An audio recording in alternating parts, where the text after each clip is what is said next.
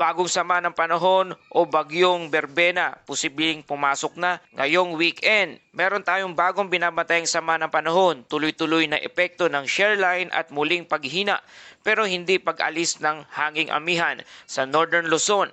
Magandang araw Pilipinas, ito ang Pilipinas Weather ngayong araw ng Biyernes, November 21, 2025. Narito na ang ating update sa panahon. Kung bago ka lang sa ating channel, please like, share, and subscribe para lagi kang updated sa panahon. Salamat sa iyong suporta. Mga kababayan, unahin na muna natin ang pinakamainit na usapin. Isang cloud cluster o kumpol ng mga kaulapan ang kasalukuyang binabantayan sa labas ng ating Philippine Area of Responsibility o PAR. Ang tumataas na tsansa na maging isang low pressure area o LPA ngayong darating na weekend. At hindi lang yun, may posibilidad itong lumakas bilang isang bagyo next week, lalo na habang lumalapit sa Eastern Visayas o Caraga. Kung titingnan natin ang mga modelong ito, ECMWF, GFS, ICON, pati ang DeepMind, halos lahat sila ay nagpapakita ng posibleng pagbuo ng sama ng panahon sa bandang east ng Mindanao. Ang sabi ng ECMWF, mahinang low pressure area lamang ito, habang sinasabi naman ng Global Forecast System o GFS, posibleng mas organisado papalapit sa bandang Visayas. At ang sabi ng Ensemble, malinaw ang cluster ng November 23 to November 24. Again mga kababayan, wala pang opisyal na low pressure area o LPA at wala pang bagyo. Pero kapag sabay-sabay na tumutugma ang mga modelong ito, hindi natin pwedeng baliwalain ang lahat ng mga nakikita ng iba't ibang ahensya na nakabase sa satellite image na nakikita nyo ngayon. Kung magpapatuloy ang trend nito, sa darating na weekend, November 23 to November 24, posibleng mabuo bilang isang low pressure area na ito. At sa next week, November 25 to 26, posibleng tumawid ng Visayas to Southern Luzon. At maaari itong tawagin na bagyong Berbena kung tataas ang kategorya nito bilang isang bagyo. Kung sakali man, ito na ang ika-22 bagyo ng Pilipinas ngayong taon at ika-3 bagyo naman ngayong buwan ng Nobyembre. Shoreline at heavy rain alert. Habang inabangan natin ang posibleng low pressure area o LPA, nandyan pa rin ang malakas na epekto ng shoreline sa Northern Luzon. Today, heavy rain ang mararanasan mula 100 to 200 mm na buhos ng ulan sa lugar ng Cagayan.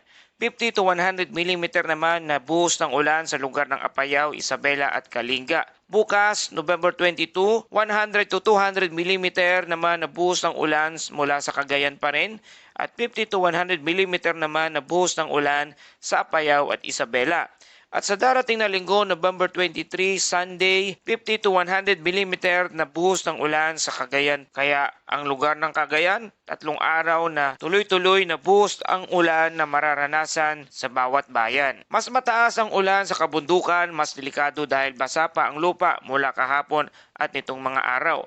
Ang DRRMO office ay nag-advise na i-activate ang early pre-evacuation. Sa ating mga kababayan sa Northern Luzon, lalo na sa Cagayan Valley, huwag hintayin ang baha bago kumilos o lumikas. Mga kababayan, at kung napapansin ninyo, may kaibahan po ang weather advisory at ang heavy rainfall warning.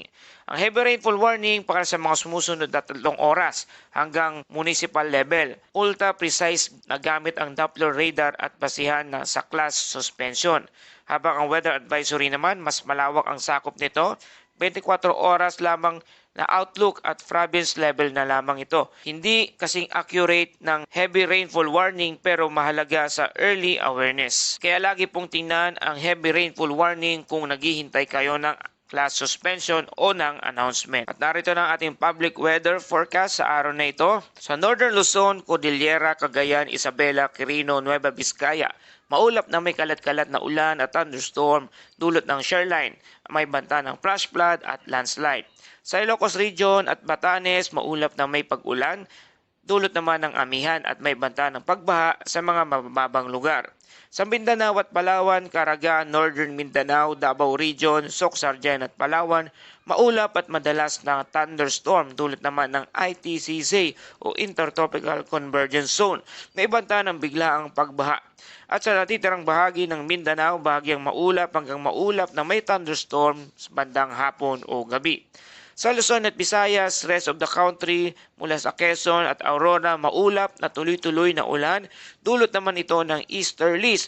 Mag-ingat sa posibleng landslide. At sa Metro Manila at sa natitirang bahagi ng bansa, partly cloudy to cloudy skies na may ila-ilang thunderstorm. Mag-ingat sa mga biglaang pagbaha, lalo na sa mga baradong lugar. At para sa ating wind and coastal conditions, sa Northern Luzon, moderate to strong wind from northeast. Moderate to rough seas na may alon mula 2.1 hanggang 4 na metrong taas. Ang mga maliliit na bangka ay huwag munang pumalaot. Rest of Luzon at Eastern Visayas, moderate to strong wind na may alon ng 1.5 to 3.1 metrong taas. At sa rest of the country, light to moderate wind na may alon na 0.6 hanggang 2.1 metrong taas.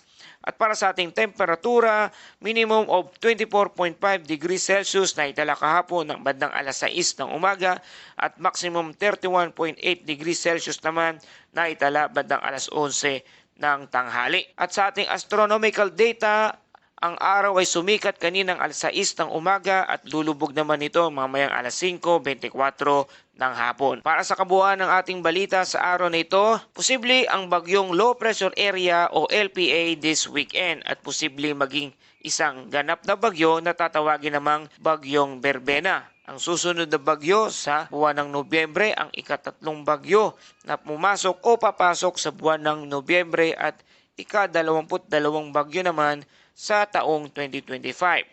Ang shoreline ay delikadong ulan sa Cagayan Valley mula ngayong araw hanggang sa linggo. Ang ITCZ o Intertropical Convergence Zone na tuloy-tuloy ang thunderstorm sa Mindanao at Palawan. Easterlies naman ang ulan sa Aurora at Quezon. Hanging amihan nagdudulot ng malamig, maulan at maalon sa lugar ng Northern Luzon. At ang alon na umaabot na 4 meters ang taas sa iba't ibang baybayin na nabanggit natin kanina, bawal muna ang mga maliliit na bangga na pumalaot. So stay alert, stay prepared, and stay safe. At para sa ating Bible verse of the day mula sa Psalms 46 verse 1, ang Diyos ang ating kanlungan at lakas, handang saklolo sa oras ng kagibitan. Maraming salamat po sa lahat ng manonood, lalo na sa ating mga kababayang OFW subscribers mula sa Middle East, Europe, Asia at Amerika. Kayo ang lakas ng channel na ito at malaking bagay ang inyong super thanks, comment at araw-araw na suporta.